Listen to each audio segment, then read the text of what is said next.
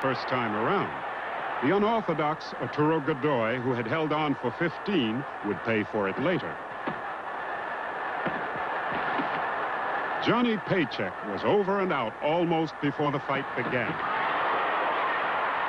In his prime now, invincible, Joe Louis was still ready to take on all comers. The Brown Bomber would continue to hold his title until 1949. Join us next time on Biography as Joe Louis for all time continues. There are rematches to be fought and newcomers to be challenged. Bouts with Buddy Baer, Billy Conn, Jersey Joe Walcott, and Rocky Marciano are just a few of the legendary fights yet to be explored.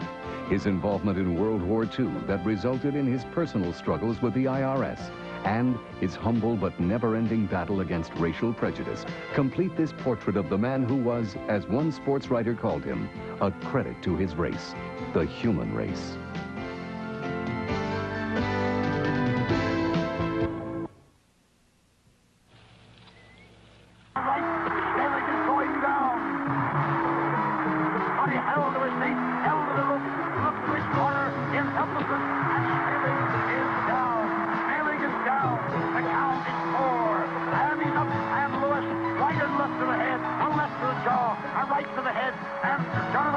Watching carefully. Louis measures him right to the body, a left hook to the jaw, and Schmeling is down. The count is 5, 6, 7, 8. The men are in the ring. The fight is over on a technical knockout. Max Schmeling is beaten in 1 round. Ed Ferguson, get in here and describe that scene. I am going up to the ring to get the winner. Ed.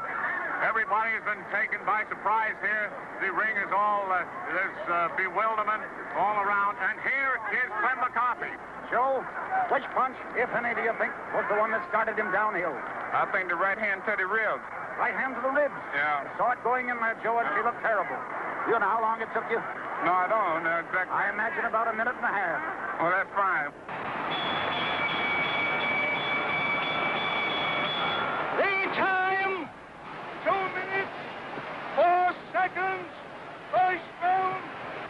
Referee stops it.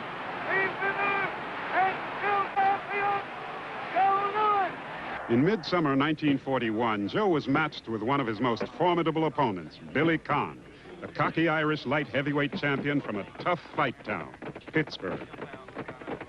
Thank you very much for purchasing this bond, and thank you also for the fine example you have set to the rest of the country, and every good wish. Well, you're welcome, Mr. Postmaster. And after that Louis fight, I'll be ready to buy quite a few of these bonds. Fine. Round 12, 4 to go. The boys are out in the center of the ring. Heavyweight championship of the world at stake. Louis keeps his hands up there. Feints with his left. Conn comes in, rips a left hook to Joe's head, which goes around him. Hooks another left to Joe's jaw. Louis in close, digs a left to the body, and Conn comes back with a left and a right to the body of the champion. Now Louis has Conn on the rope, crossing a right to the jaw and hooking a left to the body. Another right uppercut to the jaw, scored by Joe Louis. A left hook to the body is blocked by the challenger. Louis is staggered by a left hook. Conn staggers Louis. Louis is railing around and holding on. A left hook to the jaw followed by a right cross, and the champion is hurt. A left hook to the jaw by Conn goes over the head of Louis. Louis is trying to hold on. Conn is battering him with a left and a right. Louis is dancing around in the center of the ring. Conn hooks 2 left hooks to the jaw. Another left hook to the jaw by Conn finds the mark, and he's wild with a third. Louis is hurt. Make no mistake of that. Conn hooks the left to the jaw, and Louis paws with his left hand. And the crowd wondering what happened. A left hook to the jaw scored by Billy Conn at the bell. And here's Bill Corum. There was drama for you if you ever saw it in any ring. What a fight this is turning out to be. But don't think because Conn has been drawing the cheers and forcing the fighting that he's doing all of it.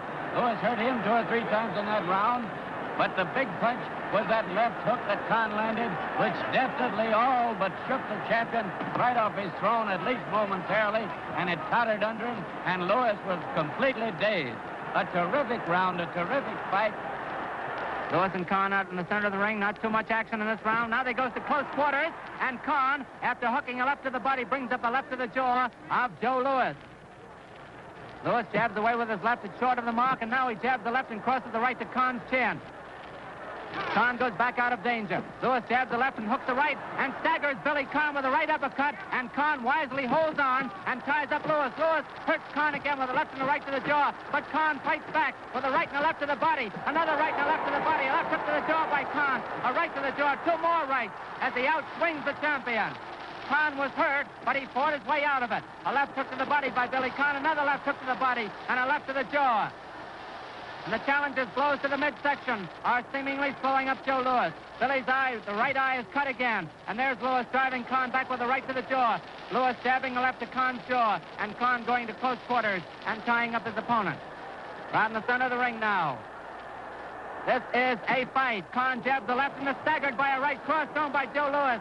Kahn is hurt, but he bounds off the rope as Louis comes back with a right and a left to the body, and Kahn hooks the left to the jaw. A left hook to the jaw, right uppercut scored by Joe Louis, and still another one. Kahn every so often is staggered, but he comes fighting back. He's got remarkable recuperative powers. A right cross to the jaw by Louis, and Kahn hooks his own left to the jaw. Kahn is covering up now, trying to get that left hand free. Louis takes Kahn's head back with a right uppercut, a stinging blow, and Kahn goes to close quarters. And now Louis back to the attack with another right uppercut, as Kahn hooks the left to the jaw. A left jab to the jaw and a right cross scored by Joe Louis, and Kahn is hurt as Louis rips the right to the jaw. Kahn is staggering, but he won't go down. There's Louis jabbing a left and uppercutting his right to Kahn's head. Kahn blocks the left hook. He's reeling around the ring. Louis hooks the left and the right to the jaw, and Kahn is down from a right cross to the jaw. He's taking the count. 4, 5, 6, 7. He's on his back. 8, 9. He's getting up. Oh, no! The referee says it's all over. The referee says it's all over. The bout is stopped. The winner and still champion, Joe Louis. But what a fight Billy Kahn gave. How about it, Bill? Oh, Don, there'll never be another one like that. No better and no greater fight did anybody ever see. And Louis came right back from the brink of defeat after Kahn had made as great a fight as you could possibly imagine. Listen. The winner by a knockout, and still the world's heavyweight champion, Joe Louis. Well, it was a great fight tonight. I know Uncle Mike's going to give me another chance, and I know I can win it. I guess I had too much to win for tonight, and I tried to knock him out. Otherwise, I'd have won easy.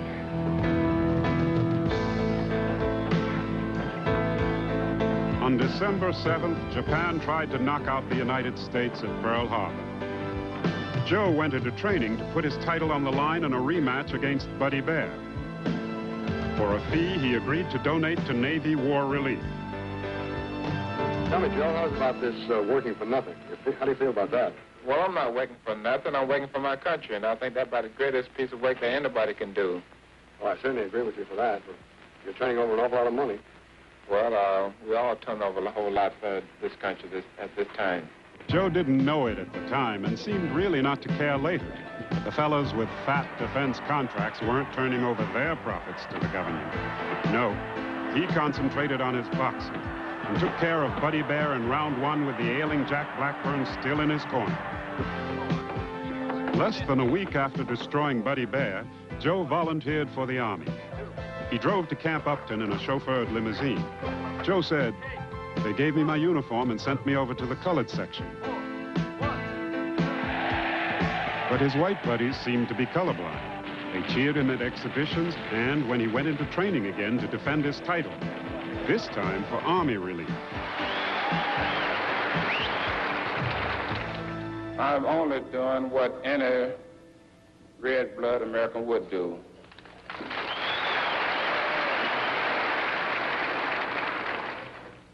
We're going to do our part, and we will win because we are on God's side.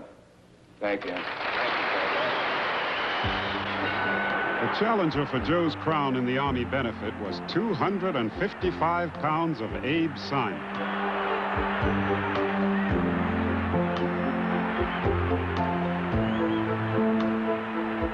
In round 8, the referee stopped the fight, but Abe was still not convinced he'd lost.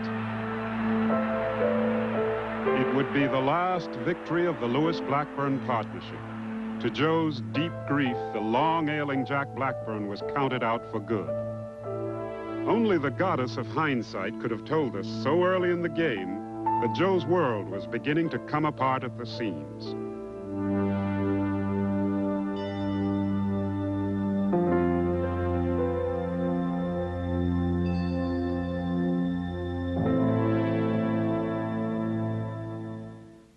Victimized in a shameful manner, and I say this openly. He boxed 2 fights, defended his title twice, never accepted a penny for them. One for the Army relief and one for the Navy relief.